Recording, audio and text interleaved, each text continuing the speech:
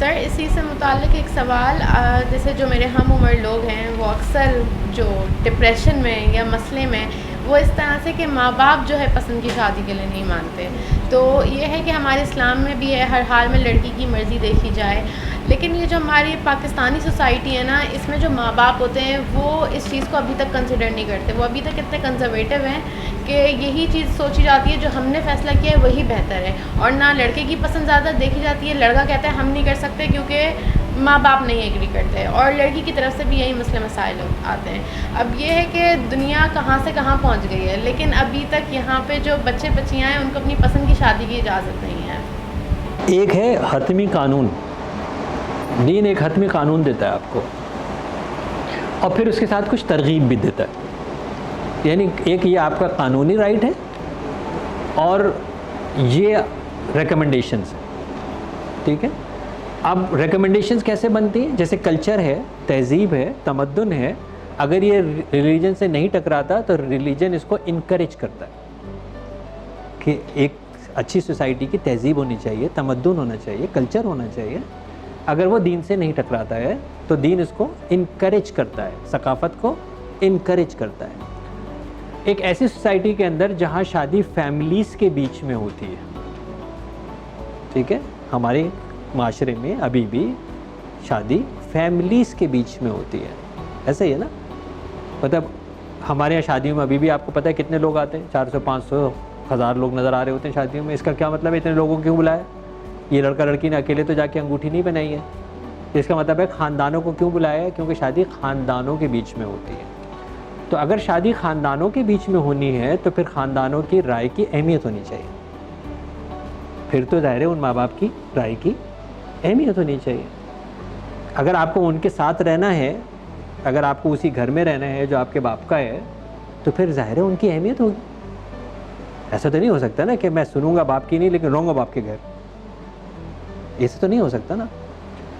हमने ये देखा है कि जहाँ पे माँ बाप की मर्ज़ी होती है, जहाँ पे माँ बाप की दुआएं होती हैं, जहाँ पे माँ बाप की मोहब्बत होती है, वो रिश्ते ज़्यादा देर तक चलते हैं बनिस्बत इसके कि जिन्होंने बिल्कुल अलग जाके भाग के और ये शादी कर ली कि क्योंकि मेरा राइट है।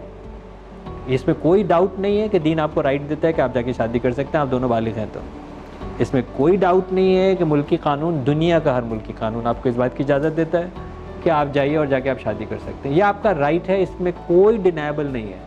लेकिन उसके कंसिक्वेंसेस भी तो कुछ हैं।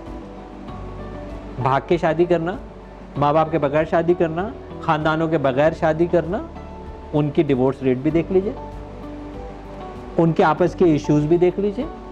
हमारे पास मैरिज काउंसलिंग के जितने केसेस आते हैं, आप लोगों के पास भी आते हैं, आप ज़रा देख लीजिए कि जिन्होंने अपनी पसंद की शादियाँ की हैं वो कितनी जल्दी उनके साथ इश्यूज़ आए हैं और अब वो किस तरह अलग अलग रास्ते चुन रहे हैं और अब पलट के कहाँ जाएंगे।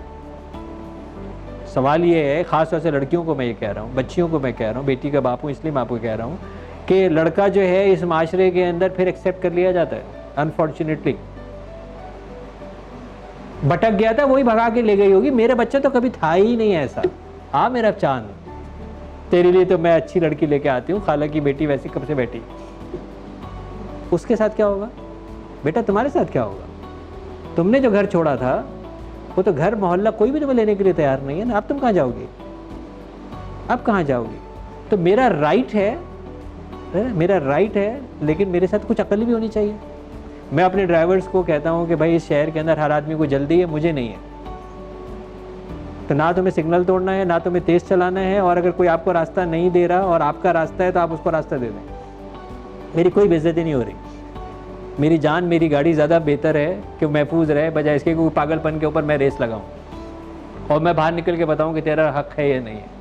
तो इसका मतलब है कि जब आप अपने माशरे में रहते हैं तो आप अपने माशरे के साथ चलें। सेम टाइम मैं अपने पेरेंट्स को बड़ा कन्विंस करता हूँ। मैं ये बताता हूँ कि देखें क्राइटेरिया है मेरी, तो मेरी इस वीडियो के नीचे मेरा लिंक लगा दीजिएगा अगेन दोबारा, क्या है वो बंदे दा पुत्र।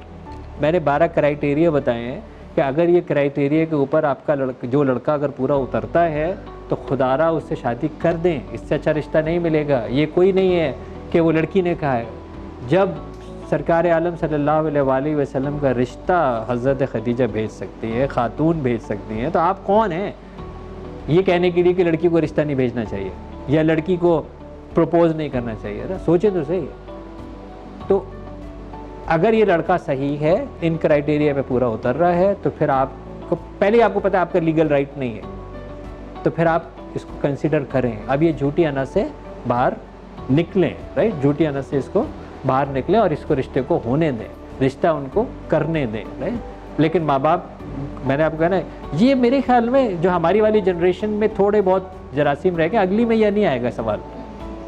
मेरे बच्चे जब यहाँ पे बैठ के प्रोग्राम कर रहे होंगे तो ये वाला सवाल आएगा ही नहीं। ये वो जो कैरी फॉरवर्ड हो रहा है ना हमारा, कंफ्यूज लोग जो कि हिंदुस्तान में आबाद हुए, फिर ज़ाहिर है वहाँ से कन्वर्ट हुए, right. Obviously majority of the people Hindustan के अंदर कन्वर्ट हुए ना, बाय बर्थ तो मुसलमान नहीं है, कन्वर्ट हुए होंगे ना, जो हमारे आबा अजदाद आए होंगे कहीं से भी हिंदुस्तान के अंदर, तो वो कन्वर्ट हुए। तो बहुत सारी चीज़ें कन्वर्जन के अंदर बीच में रहती हैं, वो कल्चर से बड़े मुतासिर हैं। फिर एक और हिजरत हो गई, पाकिस्तान आ गए, तो बहुत सारे लोग अपने जिस्म को यहाँ ले आए, लेकिन अपनी बहुत सारे जहन वहीं छोड़ के आ गए। जैसे हम live most of my life in north America, तो वहाँ ऐसे बहुत सारे लोग हैं कि जिनका जिस्म कनाडा में है, लेकिन बाकी सारी जहनियत उनकी पाकिस्तान की है। वो कंफ्यूज्ड लोग, ना वो उधर के हैं ना वो इधर के हैं। तो ये वाली जो प्रॉब्लम आ रहा है, ये प्रॉब्लम नेक्स्ट जनरेशन के ऊपर वाला प्रॉब्लम नहीं आएगा, क्योंकि उनको समझ में आएगा आज वो बच्चा समझदार है, बालिग है, अपने सही गलत समझता है, आपकी रिस्पेक्ट करता है, ड्यू रिस्पेक्ट करता है। लेकिन वो आपकी गलत बात मान लेगा तो फिर चैलेंज होगा।